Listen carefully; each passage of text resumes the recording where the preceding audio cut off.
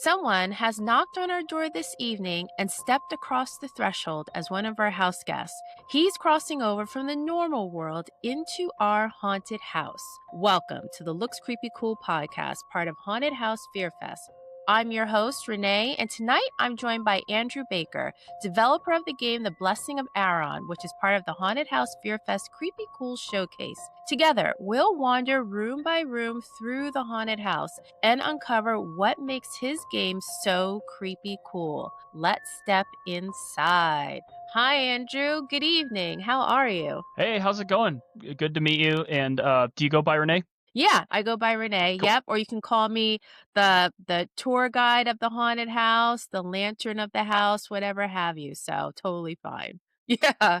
Yeah. So I am excited. So we have, instead of our audience, I like to call them the watchers of the house, Andrew. So guys, just to take you through again of the house, first we're going to start off with the creepy kitchen, where Andrew will tell us his ingredient of fear for his game. The Library of Shadows, where we discuss what inspired our house guests. The Mirror Room, where he'll reflect on his horror origin story. The Basement Brief, reveal industry secrets or lessons. The Attic Call, where we talk about what's pulling him forward. And the Final Room, where he'll share the most creepiest moment and the most coolest moment. Now, Andrew and watchers of the house, depending on the interview, he may not be able to get through every room of the house. It's all how it goes through the fear of the house. So he just might go through Library of Shadows, basement stairs, and then we go to the final room. It's whatever the house guides us to. And just to give, so here we go. So just to give you guys a little taste of his game, which is so cool. Thank you. It's basically what I describe like a horror techno supernatural demo with strong emphasis on atmosphere, tech horror storytelling, and devices as vessels for demonic corruption, which sounds like the modern day of what's going on today. So, Andrew, as we delve into the creepy kitchen, if you can tell us a little bit more about your game and also the concept of electronics, phones, computers becoming haunted or demonic is provocative. So, what inspired that central idea? There were a couple things. I originally made a portfolio project just to stay sharp, make an environment. And it was like an old timey type of church that I would have grown up running around in as a kid at night. Whatever. I don't know if you've been in a church at night, but some of those old timey ones can be pretty spooky. And it always kind of stuck with me. I wanted to do that. And then I got done with that thing and I was like, well, I guess that's it. No, I want to make this like a walking sim. I'm an artist. I don't have a programming background, but I was like, I could probably figure that out. And then my buddy was like, dude, you should lean into this and make it a horror game. And while I work, I'll listen to podcasts sometimes if I don't have to think too hard, if I'm just making art. And I heard some podcast like with these guys, these pastors or something, talking about they thought they had instances where demons were influencing artificial intelligence. And I was like, that is a sweet idea, dude. And so it kind of started out from like just one, like the computer would bleed. I put like a blood decal that I got from the store on it. And then I just kind of started going from there. And I was like, oh, what if it talked to you? What if it had a personality? And then it just, you just kind of jump the shark, go off the rails. There's a bunch of crazy stuff in there now. But Yeah. So how long did it take for you to come up with the concept and then like do the demo? Did it take like 2 years, 3 years? And what type of ingredients of fear did you put in? Like we've talked about the demonic a little bit, but like what was your thought processes for that storytelling? so for time, I would say probably about a year and a half, a year. Like I had an environment ready to go, so I can't discount that time I put into that. But then trying to actually make this run as a package that can be sold in the store, like that was like a year of, just kind of some late nights after work, that kind of thing. Hmm.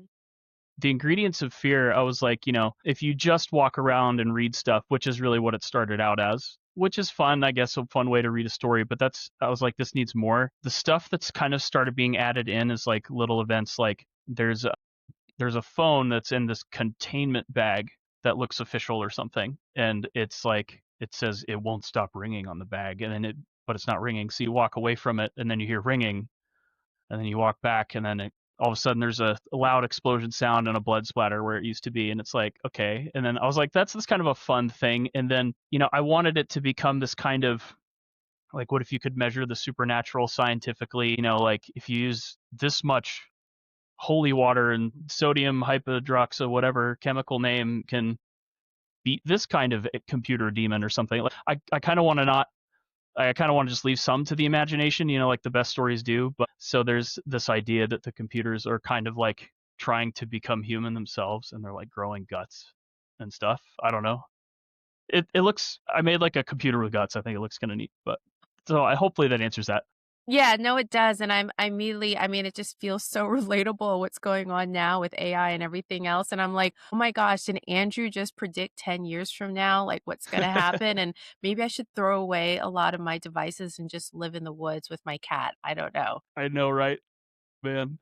I I know what you mean. I know, it's crazy. So, you talked about, like, the inspiration or just the creativity behind it, and that right now, it leads me into the Library of Shadows, and, like, where did your story of, like or origin story of, like, why you like horror so much, where did that come from when you were little? And also, how did you build I'm curious, how did you build the lore for the neural demonic phenomenon? Like, what's the origin story in your world? Yeah, I would say growing up, most of the scary stuff freaked me out too much. So I'm kind of coming at it kind of fresh. It's like still really interesting and fascinating to me. And I really like like story-based games like walking sims, or at least that's what I always call them, like Layers of Fear, whatever, those kind of games. I just love that. There's like you just get to sit and kind of bask in the environment. So that was a big inspiration. And when it comes to like the neural demonic phenomena, I was sitting there thinking, and I didn't want to be too like on the nose cheesy with it, like, hey y'all, the AI is haunted. You'd be scared of it. Like I wanted to have like, ooh, this sounds official and scientific. And I don't know if you're familiar with like SCP, like that kind of stuff. Mm-mm. The game control, it's all like clinical and laboratory. And I was like, what if there's this, what would they call this stuff? And then on top of that, what would it be like, 500 years from now? Like if all of a sudden your computer couldn't decay, like if you left it in a landfill and it didn't rot, like, and it's like floating and speaking Latin or whatever it's doing, and you can't get rid of it, what would you do? What kind of society would come out of that? What would it be like a few hundred years later? People would be like, the ancients worship this device, and Yeah. it can only be defeated by the whatever, the ritual of deletion, or like I don't know, like I'm trying to like Mhm. do that with it Yep. kind of thing. So Wow. So how did you like it was just interesting, like in many horror games, like less is more. So how do you balance showing the technological horror versus like leaving a mystery during the game? I think in my case, it's one of those. There's like a saying for this, and I can't remember what it is. Is it necessity breeds creativity? But the fact that so my background is an environment artist in the games industry, but I don't have a lot of programming experience. So if I want to do something simple like we're going to walk out of this room and that thing's going to turn on and have a spooky voice, then I'm better at it now after a year of doing this, but I have to go and stop and find a tutorial. And what that's forced me to do is be like, okay, here's the timeline of my game. I'm going to pick these like 5 points. And if I just have a random spooky thing happen every time, it's not going to make that much sense. Maybe it'll be cool, but so how about I try to make it tie into a story, and just the kind of for like the requirement for being kind of selective with it, I think is what's forced that, if anything. Wow. So I'm just curious, like your mind and how it's all working as you're telling me like your thought process on how you develop the game. So are there things that get you in the mood to like I'm just are like some game developers they're very that I interviewed they're very scheduled like Mondays is this day, Tuesdays is that day. It's so time consuming. Like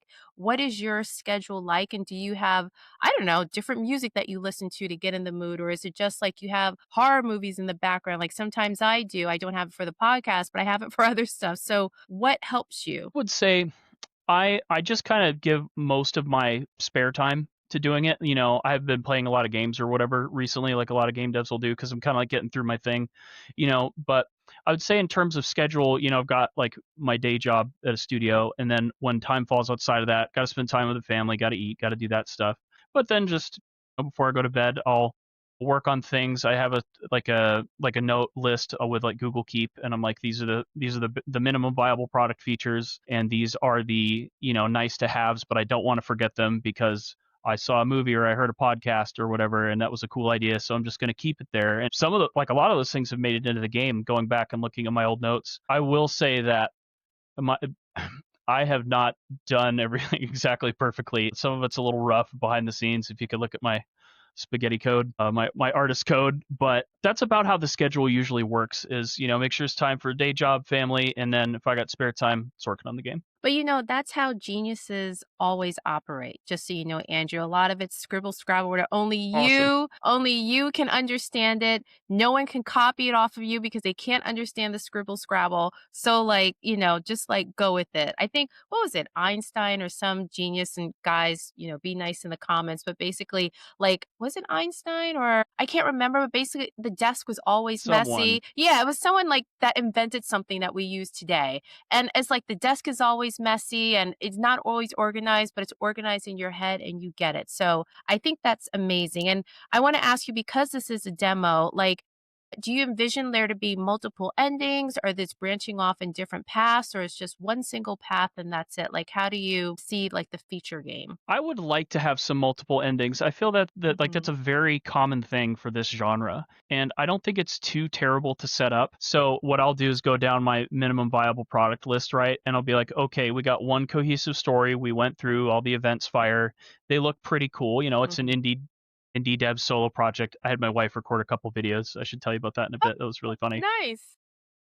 There's some funny stuff. There's a few funny Easter eggs in the game too. Yeah, basically, I would like to have things like multiple endings, but I'll make sure I've got the one cohesive story, and then I'll figure out how the branching works, which I don't think should be too bad. It's really just making the content and making it not feel cheap. It's like you know, some games in the past, even big AAA games, they'll have different endings because they knew people wanted it, but they didn't put a lot into it, and it's just Mm. like, why'd you put it in? So I just want to make sure the quality's there, and people are like, oh man, I want to go back and try the different choice. Yeah, that's awesome. That's great. And that leads me now to the basement stairs. And so here, we talk about the challenges and industry secrets or things that you can share. But what I want to know is like, what was the hardest or technical or creative challenge working on the Blessing of Airon? Like, especially like the blending of AI and device effects. Like, what were your challenges with that? The hard part with that is, I guess, was learning, the same tech stuff I've talked about where I kind of have to learn it from scratch, but also some visual effects stuff that is a little easier for me to understand intuitively. But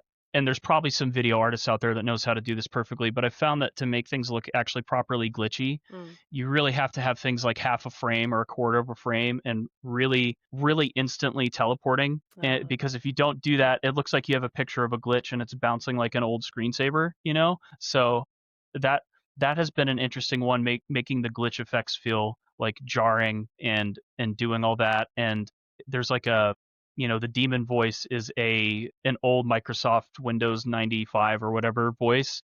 But then I do four different versions and I put them on top of each other and then I try to distort them and then getting the balance right so it's not just cacophony, but you can actually kind of tell what it's saying. That has been a challenge, and that's actually my next task. I'll probably do that once I'm off from here. It will be there's a bunch more lines I want him to say in the last of the game as he starts to taunt the preacher more, like, are you sure you can do this? And whatever a demon would say, I guess, Yeah. So that's kind of time consuming because I don't know a lot about sound dev, but I'm learning more as I go.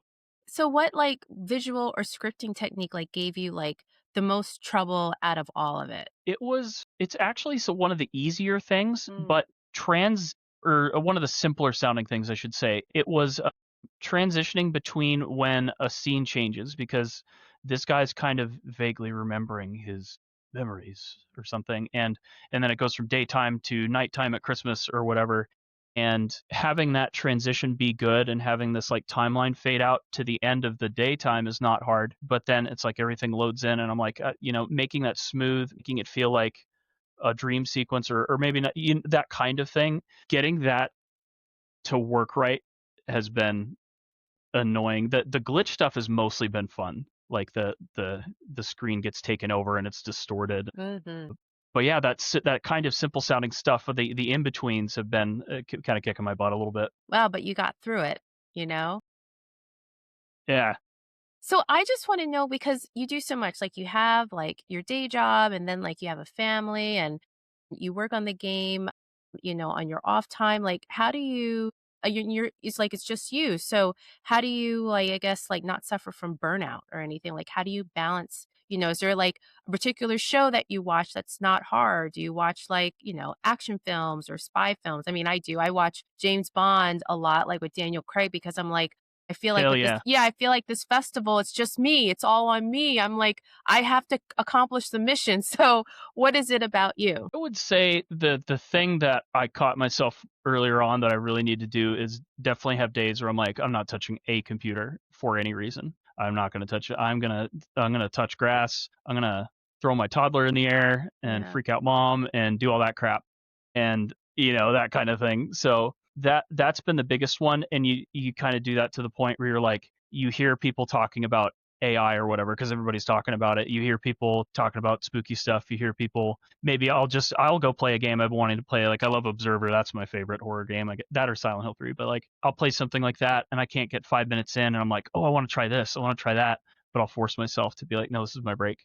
And then when I get back to it, I'm like, oh, I have so many ideas, that kind of thing. Wow. Well, that's good. It's always good to have a balance. So, Andrew, you need to get out of the basement and go to the other room, but like you have to go to the top of the stairs. And this is what I call the lightning round in order to reach the top of the stairs. So I'm going to ask you a question and you immediately give an answer.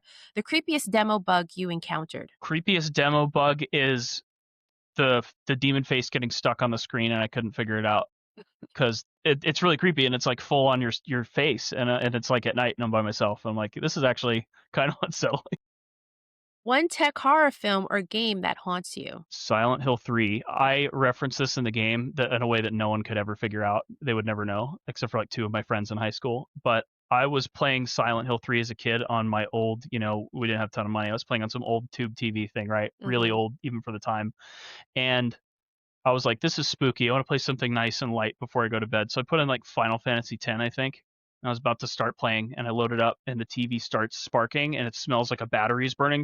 I'm like, poof, in my room. And that was That's sorry, scary. I forgot exactly the point of your question, but No. that was the I was like, I have to tell this on the podcast because like I Yeah. was playing Silent Hill 3. I'm done. I'm gonna calm down. My TV blows up. Wow. No, no, no, you answered it. No, that's great. So, if you could have one deluxe feature, sound, augmented reality, whatever, for free, what would it be? Animation. Mm, I think because it's not that I couldn't buy characters and like maybe figure out some animation stuff, but that is one area where I would just need help. And I have animator friends, but they don't have a ton of free time for this stuff. So mhm. that would be if I could have proper characters and they're like holding the guts and there's like an angel demon in the sky. Like that would be if I could have that for free, totally do that. Awesome. And my last question, you're right at the top of the stairs. What's your late night developer snack when you're building your game? Meat and cheese. Meat and cheese. What Always, type of always. meat? So it depends on what I smoked most recently, but I like brisket, like summer sausage. If when it gets really cold outside, you can make cold smoked salmon. Mm. Yeah, it's always that, and you never crash because if you go up and have a bunch of sugar, you're just going to be like, oh, I'm not doing any more work today. So Yeah. All right. Awesome. Well, I hear a call coming from the attic. And one thing I always like asking my guests is like, what's pushing you forward? Meaning that, like, you're building this game and you're doing it on your own. So, like, what's propelling you to like the next level? Like, what's helping you push forward in your creativity and in your gaming experience? there's a couple things. I think that one is I really like the idea of this story. It's really funny. Sorry, my cat might join us. Oh, that's great. I have a cat too. What's your cat's name? Okay, cool. This is Curie. We have Curie. all right. She wants to see Curie. Hi, Curie. It's a black one? Is it a black cat? Oh, no, Yeah, she's no, no. got little gray patterns. How old is she? She is like 8, Wow. Well, you look very young. 2018. Say thank you, Curie. Well, Co- my cat, she's relaxing. She's a retired movie star. Her name is Betty Davis. So she's relaxing, watching Lord of the Rings in the background. Oh man, I kind of want to hear more about her, but oh, that's great. What was her movie, real quick, if you can tell me? She was in a movie. Whatever Happened to Baby Jane, and I love Dark Victory. And like when she was, I think Betty was in her 80s. What is it, like Wicked Stepmother? I think it is, or something like that. I can't remember. Yeah, Okay, I like that one. There's just so many, but she's my inspiration, Betty Davis. So yeah, that's awesome. yeah. So sorry. Could you It's do the okay. question No, again? I got cat no, distracted. no, it's okay. No, it's perfectly fine. So like what's pushing you forward, like about the game development, like what's helping you like push forward to finishing your game and after that? Yeah, I think two things. For one, I think this story is really fun. Mhm. I do like writing stories and stuff. I've never done it in any big way, but it's something I always had fun with when I've had to do it, like in school or whatever. Always really liked it. And I feel like at this early stage with all the AI stuff, I feel like I can be one of the earlier people to tell a unique kind of story. I'm not saying my game is all of a sudden going to become a trope and everyone's going to copy it for the next 100 years or anything, but although that'd be cool, you never know, right? That would be really cool. But I do feel like I can be one of those early people, and people like the idea. Like when I tell my friends about it, they're always at, hey, what's going on with that, dude? I played your demo. I want to like do the thing. I want to know the story, and I'm like, oh, okay, well, cool. It's fun for me personally. Even if I was on a desert island, I think I would still finish this if I had power. But yeah, right. But that's the big one is I really enjoy it. Uh, I really do enjoy working on this and seeing something come to life. It's what got me into games and all that. Another thing would be I think almost every game dev has dreamed about this, but it would be cool to be more independent, Yeah. someday, or at least to have that choice, because sometimes it can be tough in the industry with the job availability and stuff. So I like where I'm working Yeah. at right now. It's great. Yep. Not trying to leave. But Yeah. if I have something to my name to say, look, I'm proud of this, look at my skill set, that is also cool. It's less that and more that I really enjoy what I'm making. But yeah, those Yeah. are like the two things. Yeah. No, that's great. And like, do you plan to like experiment with newer technology in like your other games? And is there a new technology that you're thinking of now to deepen the heart of like everyday electronics? Yeah, maybe not electronics Hmm. specifically, but I do have an animator friend that we have a project we want to work on, and I can't say too much about it yet, but I can say that it will have spooky elements. I don't know if it'll be an outright horror game. I mean, maybe, but it will. One thing that's really exciting about the latest Unreal updates are the foliage and the Mm, ability to get really lush moving ambient foliage that doesn't run at 5 frames a second on your computer. And we want to make a game that like really focuses on that, like you're in the trees in the dark forest with the spooky whatever. So yeah, that would revolutionize for what we're trying to work on. If that works the way it's been described, which sometimes these things aren't totally done when they come out with Unreal, but that would be huge. yeah. Electronics, I would like to think of something, because I would love to. I've been implementing some of that. It's not crazy technology, but I only recently got it to where the devices will play a video, and that's where I got my wife to record like a fake Twitch streamer. So tell me about that. Yeah. How was that? So that was a bear to get working on the tech level for me, at least. Like I Hmm. don't think a programmer would have a real hard time with this, but I was like, what if there were recordings or archives of the demon apocalypse or whatever the heck it's called as it's happening? Like people are streaming and they're like, "Why are you guys typing in Latin on the chat?" So I recorded one, and I was super cheesy, it was super hammy, but like it's on the spooky phone, and if you find there are some other screens, if you find them throughout the game, you can hear the backstory. And my wife recorded one, and she made up a fake Twitch personality, and she's all bubbly, and it's fun. So there's like a little story. If you find them all, you'll get to like have the whole arc. It's funny, you made a comment earlier about like I just want to get my cat and go live in the woods or something. Yeah. And that's basically the same thing. I mean, I guess I don't want to spoil everything, but like that's like one of the last things she says in one of the videos was like, I don't know what's going on. I just need to go get my ducks and live in the woods or something, and that kind of thing. Yeah. Ah, that's amazing.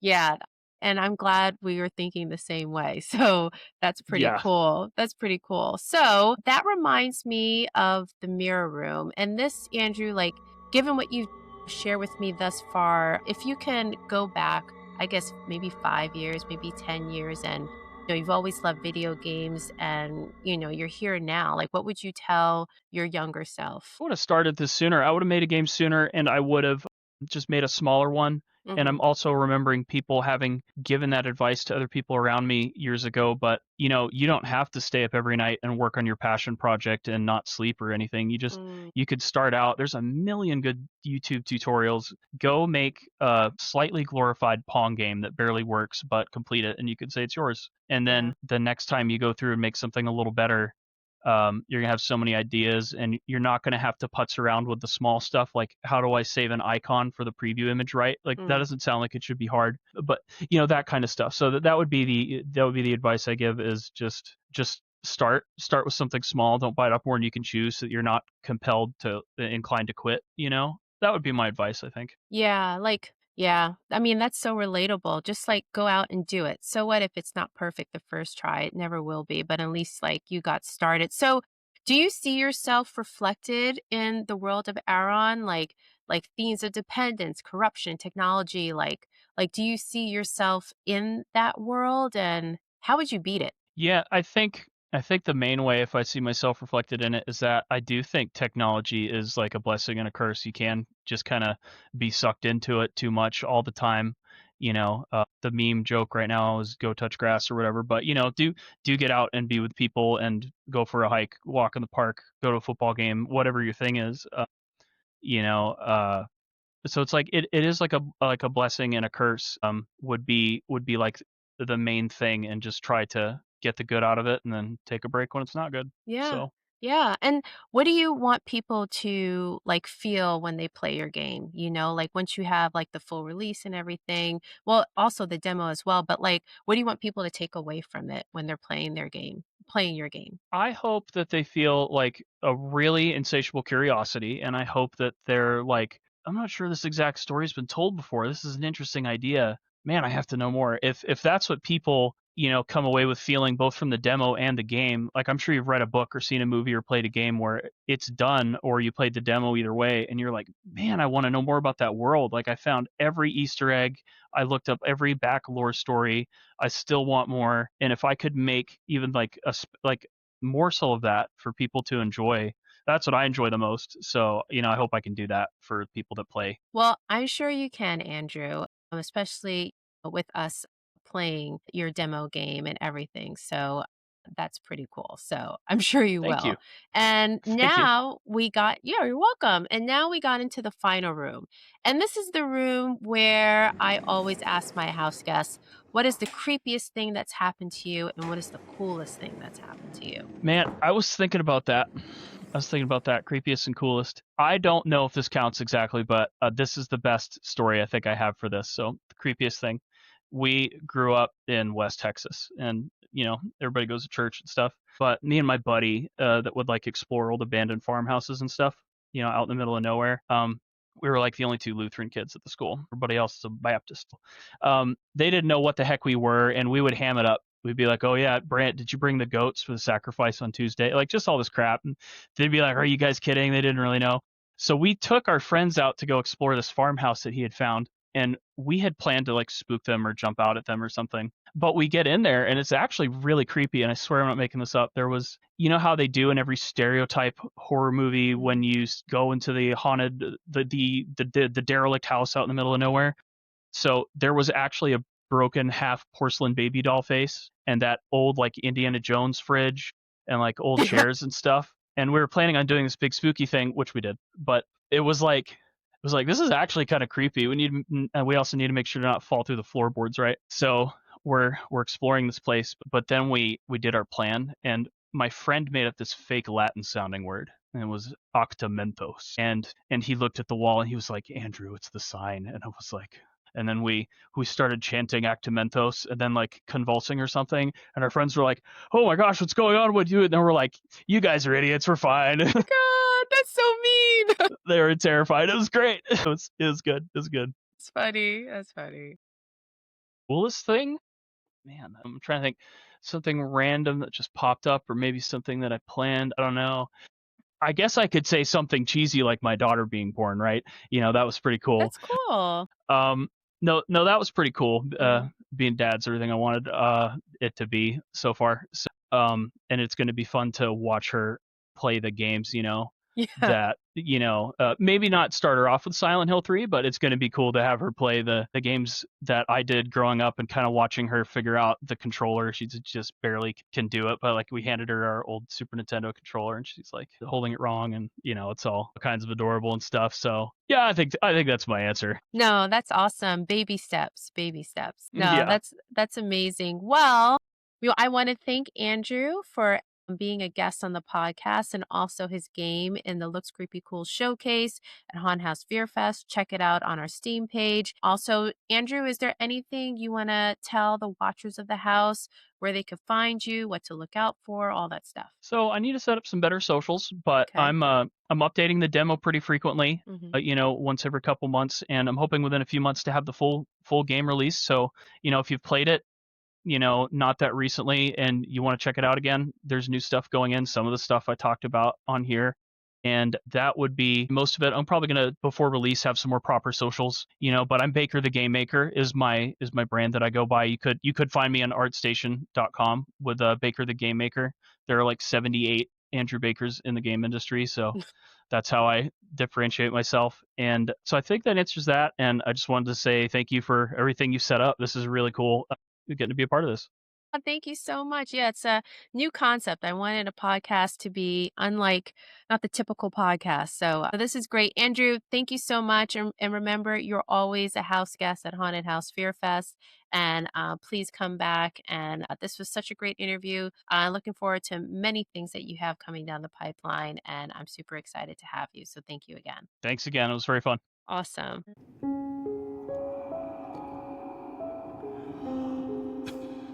Want more chills and chatter? We're streaming on all podcast platforms.